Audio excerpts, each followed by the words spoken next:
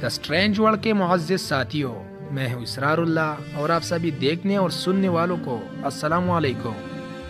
سمندر کے گہرائیوں میں جانے سے پہلے میں آپ سب دوستوں سے گزارش کروں گا کہ پہلے ہمارے چینل کو سبسکرائب کرتے ہوئے ساتھ بیل نما نشان پر بھی کلک کریں۔ نیز ویڈیو کو لائک ضرور کیا کیجیے تاکہ ادبی اور تاریخی ویڈیوز کا تسلسل برقرار رکھا جا سکے۔ کیا آپ کو معلوم ہے کہ ٹائٹینک بحری جہاز جو کہ 1912 میں ڈوب گیا تھا، اس کے متعلق اس جہاز کے مالک نے کیا دعویٰ کیا تھا؟ یہ ایک مشہور برطانوی مسافر بحری جہاز تھا جو اپنی پہلی سفر کے دوران ایک برفانی تودے سے ٹکرا کر ڈوب گیا تھا۔ اس حادثے میں ہلاک ہونے والے 1512 افراد شامل تھے۔ ٹائٹینک نے امریکی شہر نیو یارک کے لیے اپنے سفر کا آغاز برطانوی شہر ساؤتھمپٹن سے 10 اپریل 1912 کو کیا تھا اور یہ شمالی بحری اوقیانوس میں ڈوب گیا۔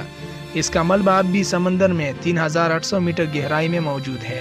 اپنے سفر کے آغاز کے چوتھے اور 5 روز کے درمیانی شب اس میں سوار 1512 مسافروں کی زندگی کا چراغ اس وقت گل ہو گیا جب یہ سمندر کا بادشاہ برف کے گالے سے ٹکرا کر 2 ٹکڑے ہو گیا۔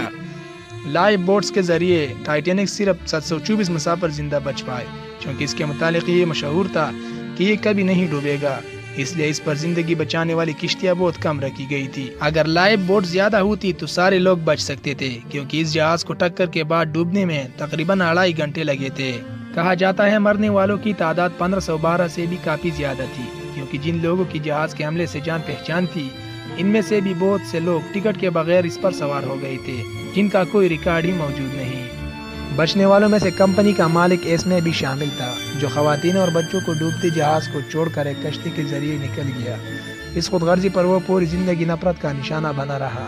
اسے ٹائٹینک کا بزدل ترین شخص کہا جاتا تھا۔ اس کا نام اسمے تھا۔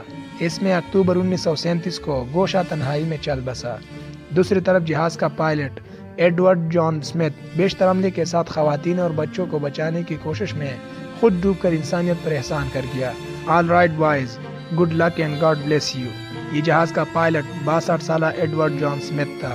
دوسروں پر اپنے جان نچھاور کرنے کے عظیم جذبے کو خراج تحسین پیش کرنے کے لیے اس کا مجسمہ اسٹیپورڈ میں نصب کیا گیا ہے۔ اس جہاز کے بارے میں اس کی تیاری مکمل ہونے پر اخبار میں ایک آرٹیکل چھپا تھا کہ کبھی نہ ڈوبنے والا بحری جہاز تیار ہو گیا ہے۔ اس کے مالک نے تو یہ دعویٰ کر دیا تھا، اسے تو پانی نوح تو کیا خدا بھی نہیں ڈبو سکتا۔ یہ وہ دعویٰ تھا جو لنگر اٹھانے کے موقع پر اس کے مالک بروٹ ایسمے نے کیا تھا۔ اس نے ٹائٹینک کو جدید، خوبصورت، آرام دہ، پرتعیش اور مضبوط بنانے میں کوئی کسر نہیں چھوڑی تھی۔ خدا کا نام لے کر سمندر میں کشتی ڈال دی جائے تو وہ موزوں موجوں سے بچ کر نکل سکتی ہے۔ تکبر سے سمندر میں اتارا جانے والا دیو ہیکل جہاز بھی ممکن ہے کہ کنارے نہ لگ سکے۔